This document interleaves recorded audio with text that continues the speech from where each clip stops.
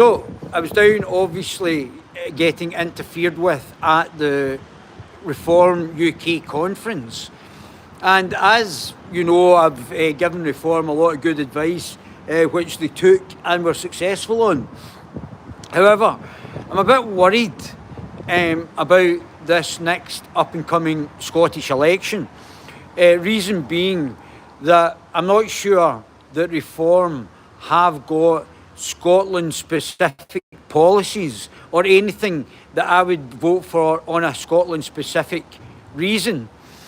And this is going to have a number of problems. So, for the Westminster election, they're the best positioned centrist party to actually take over from the Lib Lab Con party, the SNP, Greens and all these so-called commie progressives. And they're the best party to stop all that nonsense. But what, and also we have to remember there's no branch structure. There is no ground game. Just now, the Labour's been getting decimated in local council seats, and they're down up to 25% or so in some of them. But they're getting 35% of the seats have been lost by the Labour Party, and they're getting beaten into third place in the three councils, the most recent three council seats down south that they were standing in. But they're getting absolutely wrecked. And for the Westminster election, I think that Reform UK is going to be good. But do they have policies? Are they going to be just as bad as the other parties because they don't have any policies and a proper policy platform for Scotland? And this is quite controversial because, you know, I know a lot of the guys have waxed lyrical about Reform and it would be great for a change, which is true. They could get up to, was it 4 or 8? I think it was 8 MSPs at if people vote for them in the second ballot, because we've got the constituency ballot and then the regional ballot. So if they vote for Reform in the regional list, they're sitting at something like 13%, and they could go up to 8 MSPs. So that whole scenario would totally change the layout of the Scottish electorate. The Scottish Parliament. Although Labour has been backing the SNP in about 80% of the policies anyway. So the left, the far left in the Labour Party and the far left in the SNP would still have the majority. I don't know how it would work out. I don't think the Unionists would go as a bloc. I think it would be the left-wing parties together, regardless of whether they're SNP or Labour or the Greens. They all stick together because a lot of them are retarded. So, and they're sort of dribbling out the side of the mouth type of people. So they don't really understand economics. Keir Starmer is such a twat that he's going to increase taxation but increase the growth rate. That's his idea of commie economics, because he's an absolute bum boy, a bum boy prick. Well, he might not, I'm not only saying allegedly bum boy, but definitely a prick. So he's potentially going to stand with the SNP, so they'll still get daft wing, dough ball, left wing policies through that are going to adversely affect the Scottish people, just like the Green retards are having their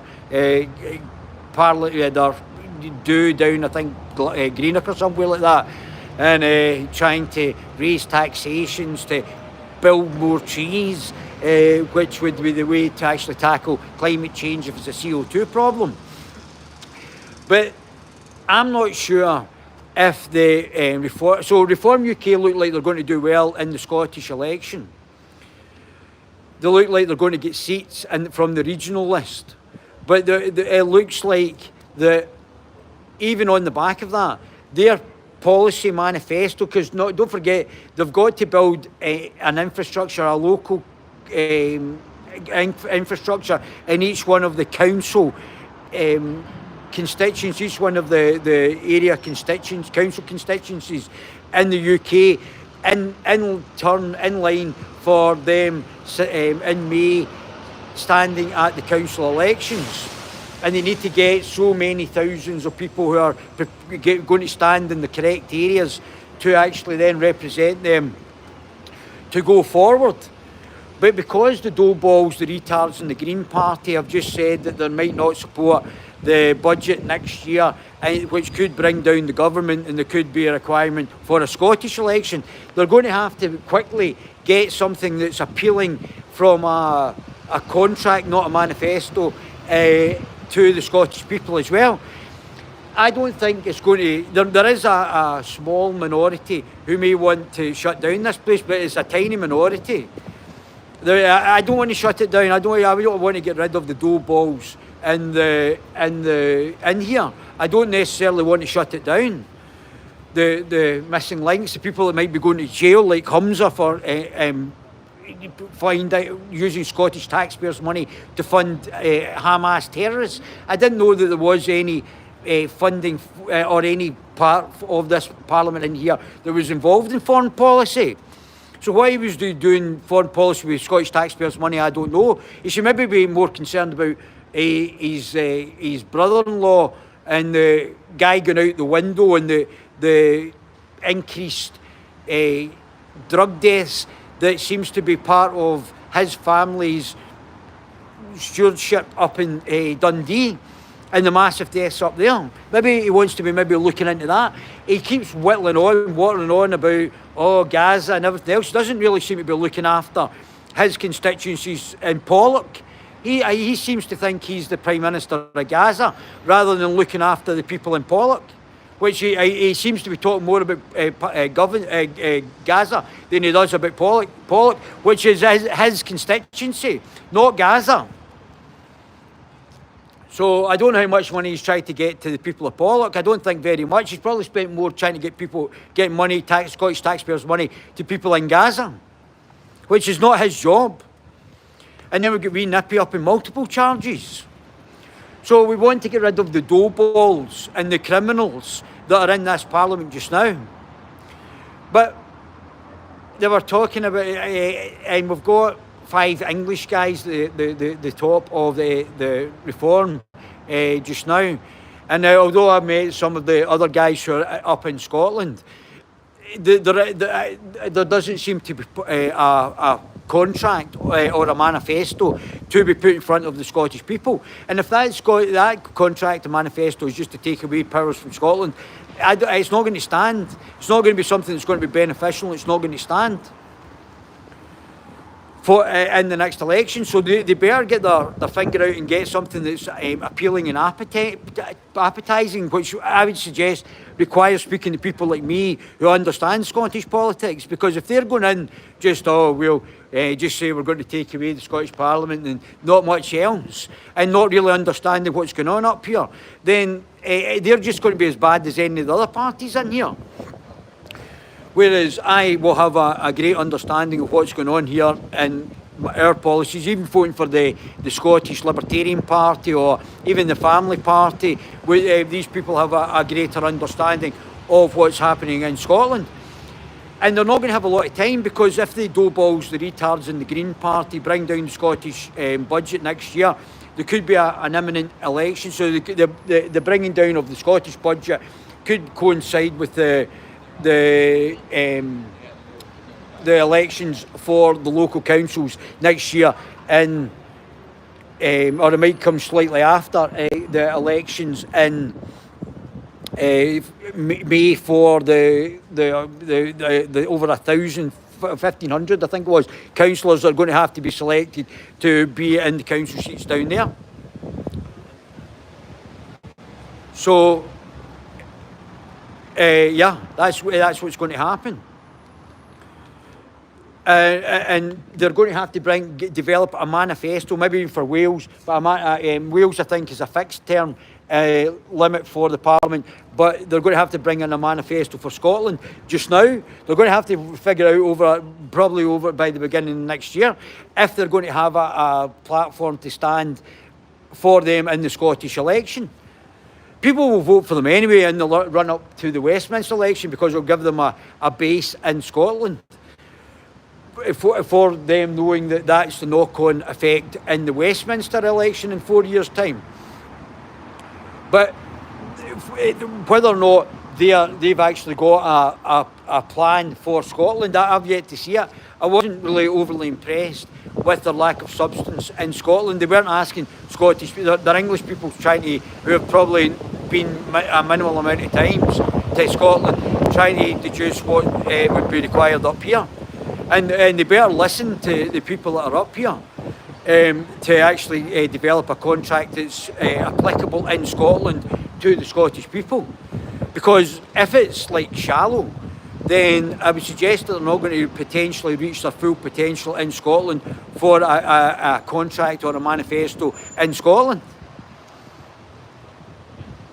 And if they're just saying, oh, we're just teeing this up for Westminster, well, that's okay, but it's not really helping the Scottish people. There has to be people who understand Scotland and who have got an understanding of Scottish politics to be able to tee this up for them. Tee this up properly for the reform as a political entity. So I'm not quite sure. I'm not sure if they have the Reform UK have got an actual understanding of what that's going to be, or a political manifesto that's going to be conducive to 4 years of governance in here. That doesn't mean I don't think they're not going to be elected, but it means that there are other political entities. There was 22 political entities at the last Scottish election, political parties, or 23, 22, 21 to 23 political parties. And some of them understand Scottish politics a lot better than what I've seen from Reform just now down there.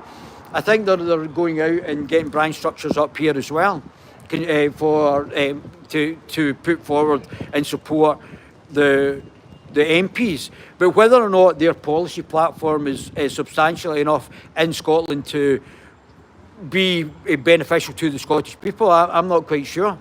We've not seen the contract for Scotland yet. And they better get the finger out, because if the Greens do bring down the budget next May, I think it is, there could be a Scottish election next year, not actually waiting until I think it's 2026, because they can't get the budget through. The SNP can't get the budget through, whether that's supported by Labour, because these are two cheeks of the same asshole with Anus in charge. But the Labour look like they might fall. They're falling in the polls in Scotland as well. So this might lead to other political entities rising, such as Reform, but other political entities out with that as well. So it would probably be better for voting for the Scottish Libertarian Party if you were in Scotland, because they sort of understand Scottish politics better possibly than Reform does just now. But Nigel better set up a policy unit to actually have a policy platform for a contract or a manifesto in Scotland before next year. So he's not got a lot of time, and he's got to also work in all the constituencies. He's also got to work in getting the 1,500 council councillors or county council councillors down south, and that's another 1,500 bodies.